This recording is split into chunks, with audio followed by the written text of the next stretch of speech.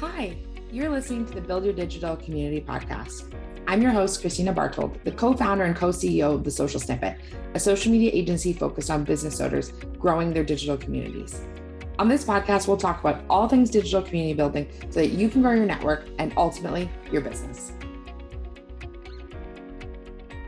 Hi, everyone, and welcome to another episode of Build Your Digital Community. I'm your host, I'm Christina, and I'm so excited to be here today with Tiffany Lewis, who's a new connection that I have, and she's the Chief Cookie Officer at Cookies with Tiffany. But we were just talking about how when you own a business, you're like Chief Cookie Officer, CEO, like bank teller, HR, all the things. So she's kind of everywhere. And so I'm so excited to chat with Tiffany today. And I know that her mission is bringing people together around food and creating those amazing nostalgic cookies that are available all throughout the States. And as a Canadian, I was just saying that even though I won't taste them, I can send them to American friends, which is great. So welcome, Tiffany. Thank you. It's so great to be here. Thanks for having us. Yay, I'm so excited. Well, I would love to hear a little bit about you and maybe if you can tell us how you got kind of into the world of cookies. Sure. Yeah. So my formal background is actually in corporate marketing. So I worked in a bank for a bank in corporate marketing. I wore the suit every day. I did that whole thing, and I moved to Columbus, Ohio, in the middle of winter, mind you. And I didn't know anybody, and I was quite lonely. And I just started baking on the weekends. I've always loved baking with my family and friends growing up, and that's when I really realized how powerful cookies are and how nostalgic and comforting they are, and also the power of building community through giving and receiving cookies. So cookies would give me something to do on the weekend. I'd bake, and then on Monday, I'd bring all these cookies to work, and it's amazing how many people would come around my desk. And it was this idea of cookies for a handshake, right? So you come to my desk, you get a cookie, and get to meet you. And so I quickly built my community simply through my cookies. And and so kind of fast forward many, many years, I continued on my trek. I decided to go into culinary actually because of that moment. So continued on a culinary path, went to Cordon Bleu in Los Angeles. So I guess that moment spearheaded my desire to be in the food industry, but I also loved marketing. So I was kind of combining the two. After culinary school, I worked for a celebrity chef, Curtis Stone, in Los Angeles. So I traveled the world with him, literally the world, doing live cooking shows and working on cookbooks and helping with R&D, food styling. Going on stage with him and doing the live shows. That was really fun. And then after working for him, I just started freelancing for other celebrity chefs like Giada and Food Network and other chefs and networks in Los Angeles. So it's really this idea and the foundation of kind of fast forward from Los Angeles, this idea of like bringing people together through something nostalgic and delicious like a cookie. And I've captured that idea through now what I have as my business. And, a couple years ago, the pandemic happened, as we all are familiar with, and I lost my job like a lot of others. And I pivoted and I thought, what is something that has always brought me joy and cheer?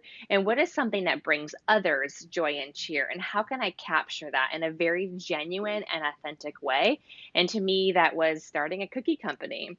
And we're going to ship nationwide, and we're going to have this great product that we can deliver to your doorstep here in Seattle. That's where I live, and that's where I'm from. And it quickly grew to this incredible company. And now we're shipping nationwide, and we've really built our footprint here in the local community. And we're looking at expanding outside of Washington State as well. So it's very exciting to see that if you start a business with that genuine desire of purpose of doing something good, that the rest will follow. And that's what we did. And it's just so exciting to see the evolution of where we've come. I love that. And what I love about that the most is the pivot, right? Yeah. Like you were in a spot where you needed to make a pivot. And so you kind of went all in on a dream. And I know COVID was that for so many people, was them being able to try to figure out like what the next step is or what they need to be doing. And they had just had to pivot. And so that must have been both like super exciting, but also probably stressful. Oh, yeah, because there's a lot of risk there, right?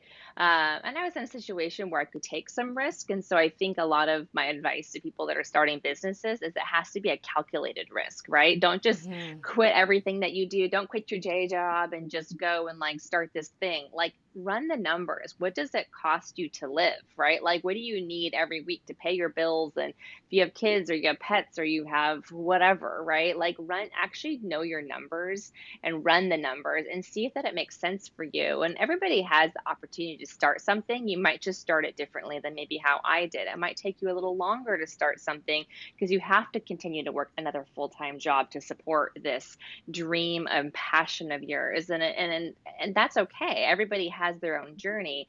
Never compare yourself to somebody else because you don't know what their journey looks like and what's really going on financially and whatever, right? And so we all have the opportunity to do something great. Our timing is all different.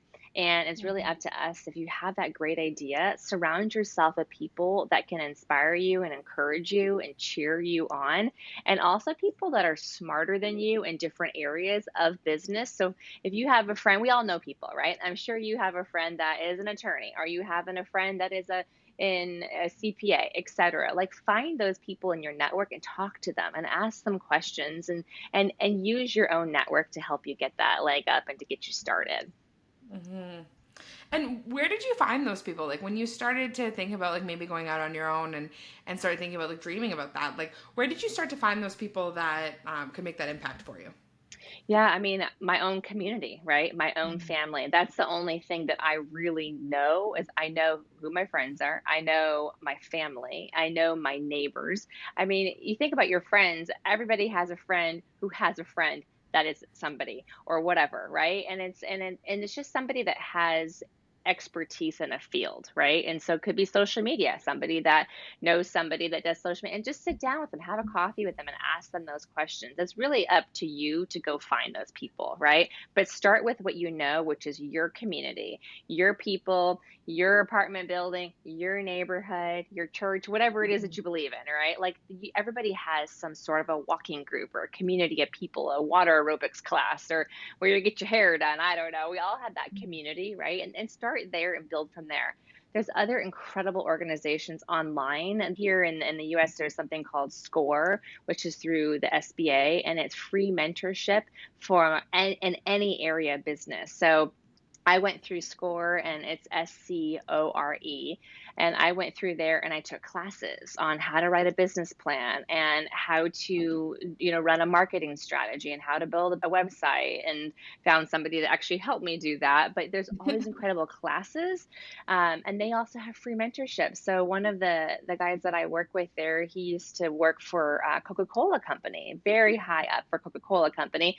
He's retired, and now he mentors. I don't even know how many people he's mentoring, 20 plus, and we all do different things. I have a cookie business. Somebody else might run a burrito business or whatever business, and he is available anytime to call and Zoom and just chat through a P&L. How do I write a P&L? How do I read a P&L?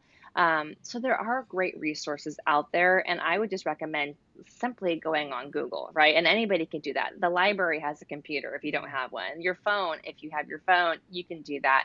And just search like business, free business classes or mentorship. There are so many companies out there that are doing this because, especially during COVID and the pandemic, a lot of people did pivot, like myself. And there's a Mhm. realization that we need help. We need to help each other, but we also need help and resources. And those are available. You just got to get out there and do a little bit of homework.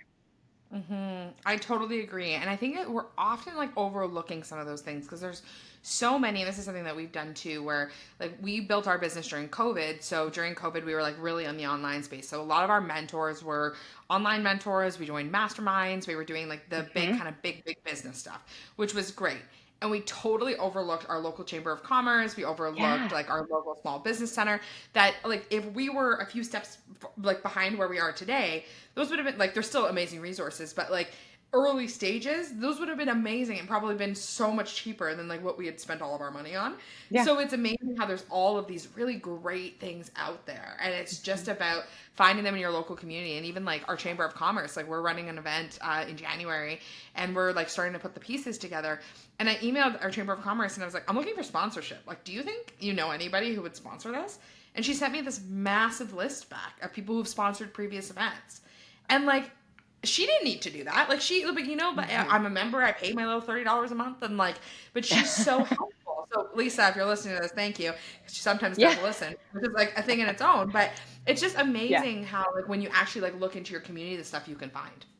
That's true. And another great resource, and I think it's so important to mention this, and I sometimes forget, is your local library. The local library here in Seattle, the downtown Seattle location, they actually have, and I forgot what it's called, but they actually have a section in the library where there's a dedicated team that can help you do a marketing analysis too, so, and for free. So you can go to them, and it's this Wow. incredible resource, and they can help you figure out, okay, what is the competitor analysis in the neighborhood based on, or understanding who your customer is or where your customer is. And they can do so many search criterias in their systems and their database that we don't have access to, or you could, but it's very expensive, like the marketing kind of side of it. They can run all those reports and run all those numbers for you, and it's a free service. So that is available to you. What I like to say is, I genuinely believe that the majority of people like to help others. They just need to know how they can help. So it's up to Yes. you, it's up to me, it's up to everybody listening right now to go out and ask the question. Go to that person and say, hey, I'm thinking about starting a cookie company. I have no idea where to begin. Do you know where I could begin? How do I write a business plan? Could you help me with that? And I'm sure Mm. even like your local universities or community colleges have resources. Job centers have resources, and they teach free classes. Your library probably teaches classes too on job interviewing skills, right? But they also teach classes on writing business plans and all of that. So there are some really great resources out there. It's really just up to you to put the effort in to go find them, ask the questions, and be willing to pivot. Like you mentioned, that word pivot, I love that word, because how I started my company is a cookie company. I'm still making cookies, right? But we have pivoted in terms of where our focus is, right? In terms of who we're serving. There's a lot of anybody, I mean, the cookies are for everyone, right? Corporate companies, catering, shipping, wholesale.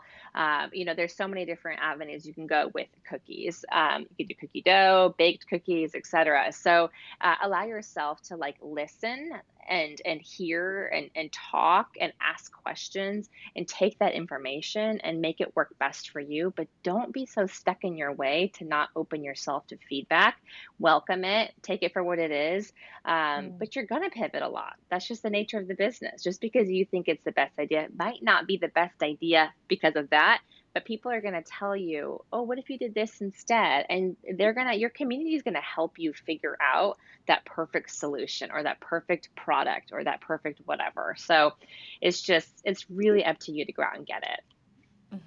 I love that. And so one of my questions for you is in terms of Tiffany, for like, do you know other cookie businesses? Like, is that also part of your networking? Because for Oh, us, one yeah. of the things that was really interesting was I was so fearful at the beginning of our business to ask for help from people who did the same thing as me because I was nervous about competition.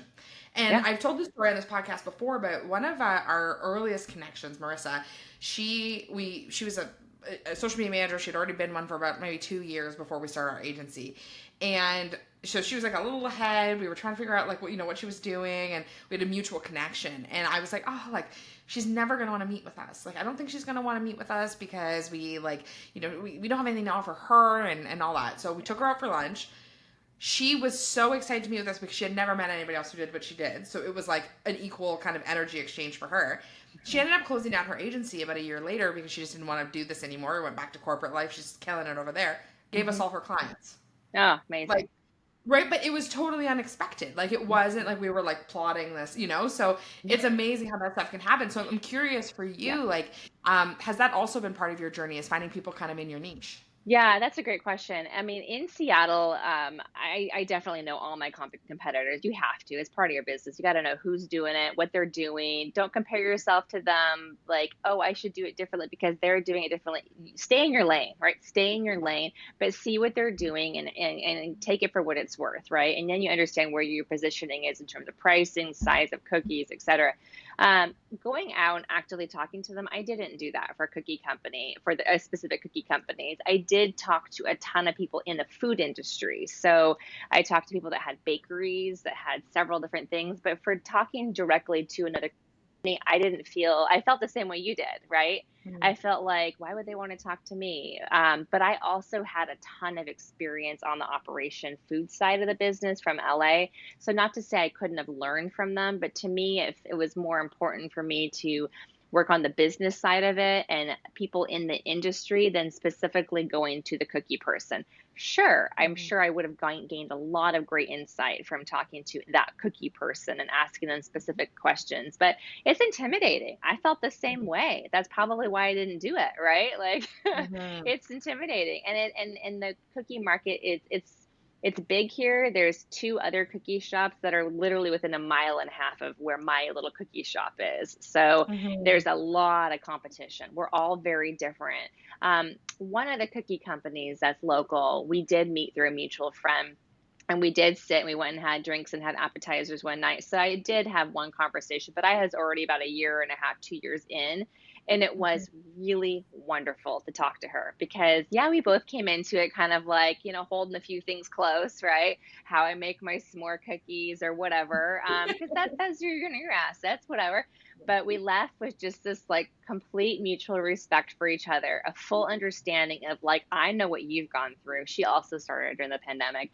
You know what I've gone through. And it was just an incredible experience of like sitting down. And it was also great too, like, how are you sourcing your flour? Are you out of flour? Where's your chocolate Mhm. coming from? I'm having a hard time finding vanilla. Where are you getting your vanilla? Like, butter, etc. And so there's a lot to be said. And I had been in business at that point. We both had for a couple years. So I feel like we both came in with things to offer and a lot Mhm. of mutual respect for each other. And so Mhm. I think if it's appropriate for what you're doing, it's a great idea to reach out and have those conversations. I've had a lot of people reach out to me that have started businesses recently, whether it was hand pies or whatever, and I'm always open for a conversation. So, and I appreciate that they ask because good for them, right? Mhm. Absolutely. I also find too that there's a level of like I know for myself, I had people reach out to me and be like, "Hey, I'm thinking about starting a podcasting agency. Would you be willing to meet me for coffee?" And I'm like, "For sure." And then we Mhm. go out for coffee and we have a good conversation. But I think when people show up fully as themselves and then they also try to add value back to you, that's where I think like if you're looking for mentors, like that's kind of the sweet spot. Is like Yeah. I like, you buy the person the coffee or Yeah. you go somewhere close to them. Like Yes. make it easy, make it a heck yes so that they're like absolutely I want to like mentor you. I'm happy to have these conversations. And make it like a warm conversation, not something that's just so transactional. I think that's so Yeah. important. And so, like you said earlier, Tiffany, like people I think are like naturally good and want people to succeed. And we Mhm. all learn so much day to day in business that we're like excited to share with people. And I think there's something neat about that.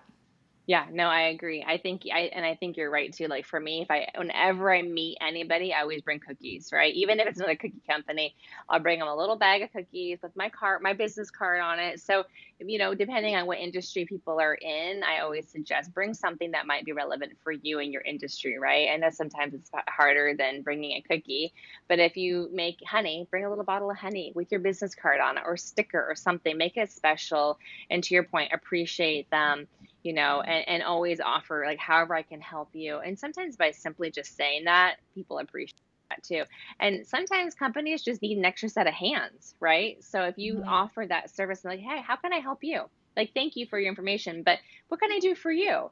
And also, everybody comes to the table with a different background, right? So you might not have something to offer specifically on that conversation, but you might know somebody you can introduce for them. You can give them a Totally. connection, or you have a background of marketing. So maybe I can help them with some feedback on, in my case, now I'm in cookies, but I did marketing. I can help this company with like, hey, I have some really cool ideas, or they might come to me and say, can you help me with a little marketing strategy? I love your marketing. I'm like, absolutely. So there's other things that you can bring to the table that can help them, and maybe it's beyond just that specific thing that you're talking about. So Mhm. there's always, I think it's just the gesture of offering, but it's also like just really appreciating their time. They don't have to do that, right? So it's Mhm. it's just it's showing that gratefulness. I think that really matters. 100%. And I think when you have the opportunity to add value, like taking it and like, you said this great. Like I think in the sense that also your network is part of the value that you offer. So sometimes it's like, hey, I might not have anything for you today, but I would love to intro you. Like I have a few people that I've worked with. Like I even think about the guy I do like my benefits with for my business. Like I did some investing with him early. Now he does all my team's benefits. Anytime I know an entrepreneur that's like, I kind of need benefits, I'm like, oh my God, you have to talk to John. Like, you need to chat with him. Let me make an intro. And then I make an intro. Like, we create these opportunities where we can add value back to people like that, where Yeah. I try to make it a personal mission that, like, if somebody in my network needs something and I have it, I try to make it really accessible to them. And even if that's not highest value right now, it's long-term value for them. And so Hmm. what I'm curious about for you, Tiffany, especially because you have such a great marketing brain, thinking about like when you launched, like right at kind of at the beginning and you were getting your cookies kind of going, how did you leverage community to have a launch, to build your business? How did you leverage not only the people you knew, but like social and things like that? Yeah, and I think at the time I started my business, I had to do that online, right? So we're talking all about online Mhm. marketing, social media, that's all online. So I'm not having a party and inviting people to my party and giving out free cookies. Like, 'cause I can't have a party. I can't see you face to face. So a lot of it is Yes. building your community by simply reaching out to your immediate community itself, right? So on social media, on Instagram, on Facebook, wherever it is, reaching out to people and putting things out there and being consistent with your messaging and sharing your story. Like, hey guys, or hey friends, or whatever. Like, I'm starting a cookie company. I love your feedback. Or engage people, right? I'm thinking of, 6 new flavors. Vote for your favorite flavor, and just Totally. engage people. And it doesn't really, I mean, be genuine, be authentic, obviously, right? But engage people in that process. And you don't have to take what they say, but put it out there. Listen to the conversation, watch the conversation on Instagram or whatever channel you're using, and just get people engaged and then respond to them. Like, oh, that's a great idea. And chances are you probably will learn a few things along the way, because Mm. everyone has a different experience and comes from a different background that can offer value. So I think that's one way, is leveraging the community by simply reaching out to them, engaging them in what I was doing, and bringing them on the journey with me. So, like, I remember in the beginning, we were started shipping boxes, and the first boxes that went out, like, I was shipping them to friends and family, and they just like were not shipped. The cookies were breaking. I just couldn't figure it out. And so I would engage my community and be like, okay, this didn't work. Like, and it's funny, right? But people saw a human side of me, and they felt like they were part of the company and brand simply because I was bringing them into the great and the bad and the not so good, right? To find ways to engage your community. And then even just simple things like a newsletter, and sending out a monthly newsletter and not bombarding people, being respectful of people's time. I mean, they're getting a newsletter from a lot of other people too, and keep them current on what you're doing, what's happening, and show a personal side if you can of like of what you're doing. I mean, my dog is my chief cuteness officer, and he's very cute, and so I bring him into the mix sometimes too. And I think it continues what I'm doing is building an authentic, genuine brand of Tiffany, this human person that has a life outside of cookies. But also, I'm creating a community that people want to be a part of the cookies. And the cookies for me becomes a much bigger thing, right? Mhm. Cookies to me is now community, family, it's love, it's friendship, it's genuine, it's nostalgic, it's all these things. So find ways that you can do that with whatever industry you're in, and create a space where people are a part of your brand, bring them along the process, and then appreciate them. So a lot of my regulars, like when they ship for me every week, I'll always put in another couple cookies and be like, hey, try our new cookie. That doesn't cost me a lot, but it means the world to them, and it means the world to me that they're so genuine and giving me that business every single week or whatever it is. So find Mhm. ways to cherish those that community around you and thank them. Sometimes it can be getting hats made and putting a hat in the box, or hey, giving them an extra free cookie when you see them in person. Like, people just love to be appreciated for what they're doing, to be to being loyal to you. So Mhm. Oh my gosh, so many good tips there. And like the one that really resonates with me from my own social media life is just this idea of like bringing people along on the journey. And it's amazing how even for us as entrepreneurs, like me and Maria, my business partner, like so many people have been so complimentary of our journey because they've been watching it the whole time. So they feel like they've been just part of it, and like they feel like they've just been like eating it up with us. And so I laugh when you were talking about the boxes breaking and stuff, because even our cookie lady, Shoopy at Bliss Creations KW, she's awesome. But she we've been with her kind of like right from the beginning. Our first photo shoot ever, we got cookies made, and then she's been making our cookies ever since. And she's awesome and Canadian, and so it's so funny because when she was starting, she was doing it out of her house, and now she has this full on scale bakery in downtown, and I feel like I'm part of that. Like You I'm are. not. I am, but You are. like I Yes, you didn't. are. I didn't put the brick in, but like I'm like anyone needs a cookie, I'm like you need to go see Shoopy, like go buy your cookies. But it's like I'm such a big advocate because I feel like I'm part of the story, and Yeah. that's so magical. You want to create that magic for other people.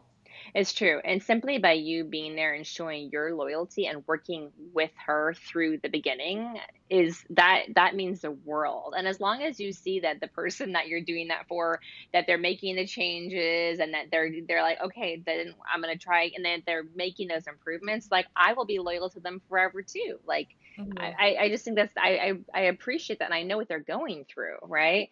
And I suspect a lot of people that are listening right now, like they're doing something in their own world, and we're all resonating with these stories that you and I are sharing because we've all been there. And it does. You're doing, social media and marketing and online, and I'm doing cookies, right? It's a very different category that we're talking about, but it's really the same thing at the end of the day.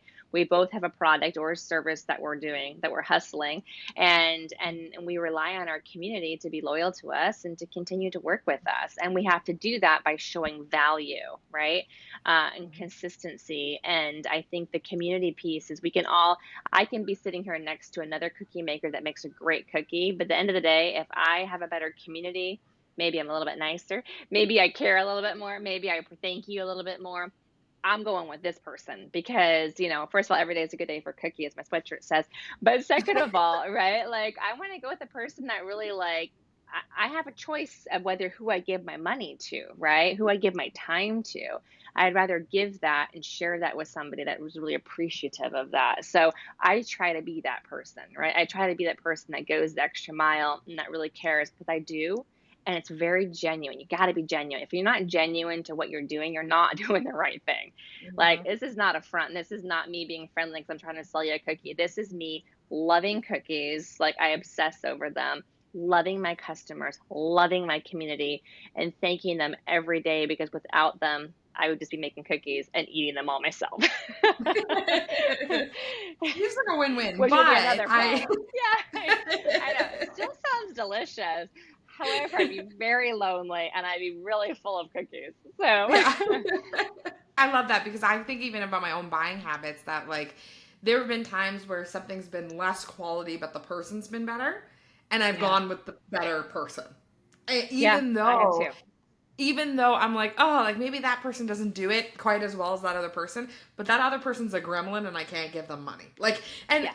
at the Yeah. core, like we want to give money to people we like working with. Like my Yeah. 2023 rule is like I don't give money to anybody who makes it difficult for me to give them money. Like I'm just done. Yeah. So Why am I working so hard to give you money? Yeah.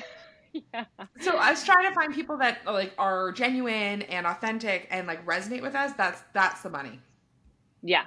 No, I agree. And one more thing I didn't mention that I want to really make it very clear because I think this is such a good point. I think when you talked about building your community, I think one thing that I really like to make sure that I say is to invite and welcome conversation. So when you're Mhm. on social media, it's so easy for people just to say, "Oh, that looks great," or "Oh, that's awesome. Congratulations on the gig," or "We're selling cookies at all the Mariners games." And that's cool, but I need to be in there conversing with you, thanking you for that comment and saying, I know, where should we go next? Seahawks are coming up. Should we go sell at the Seahawks? Like, hey, does anybody know anybody at the Seahawks? Like, that's fun. People love that. And you know what? Somebody might say, hey, I know someone at the Seahawks and I really like you. I'm going to help you. Like, again, ask questions, right? So encourage the conversation, but also make it two ways. Like, converse back. When you ask a question, what's your favorite cookie? Write back to people. And this is your role.